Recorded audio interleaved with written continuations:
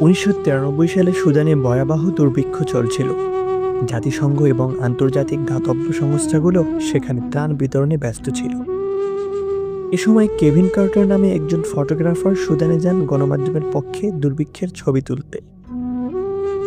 ছবিতে দেখা যায় একটি কঙ্কালসার ক্ষুধার্ত শিশু হাঁটু গেড়ে বসে আছে এবং কিছুটা দূরে একটি শকুন অপেক্ষা করছে, যেন শিশুটি মারা গেলেই সেটিকে সে খেয়ে ফেলবে।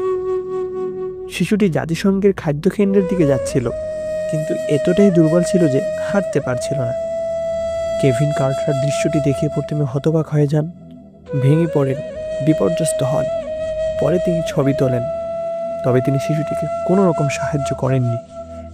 তিনি শুধু অপেক্ষা করেছিলেন যাতে শকুনটি ডানাও মেলে, যাতে ছবিটি আরও নাটকীয় হয়। এরপর তিনি বালকটির ছবি তুলে সেখান থেকে চলে যান। 1994 সালে এই ছবি পুলিৎজার পুরস্কার পায়। বিশ্বজুড়ে এই ছবি আলোড়ন তোলে। অনেকে কেভিন কার্টারকে বাহবা দেন, কিন্তু অনেকেই তাকে কড়া সমালোচনা করেন। জানতে চান কেন তিনি শিশুটিকে কোনো রকম সাহায্য করেননি।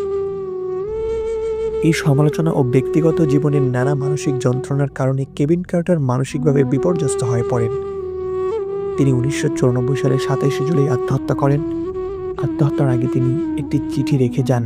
সেখানে তিনি বলেন, আমি ক্ষুধা, শুটিং, রাগ, উন্মাদনা, শিশুদের গুলিবিদ্ধ হয়ে মারা যাওয়া, হতভাগা শরণার্থীদের মৃতদেহ, নির্লজ্জ খুঁজে পাওয়া খাবার, কাঁদতে কাঁদতে পালিয়ে যাওয়া শিশু, এইসব দেখে আর পারছিলাম না, ফলেই আমি আত্মহত্যা করেছিলাম। এই ঘটনা শুধু একটি ছবি নয়, এটি বিশ্ব বিবেককে নাড়া দিয়েছিল।